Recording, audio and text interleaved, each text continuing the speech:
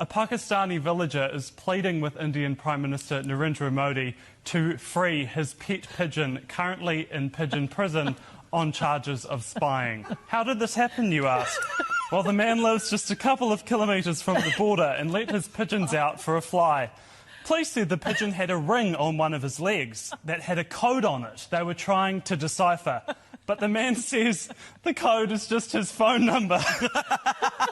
He apparently owns a dozen pigeons and says India needs to stop victimising innocent birds. I think the worst thing is that villagers captured the bird and handed it over to police.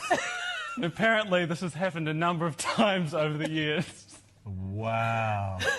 Here's a picture I got of the pigeon in pigeon prison in a cage.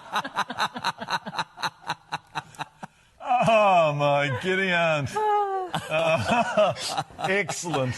And that's the latest news on BFM.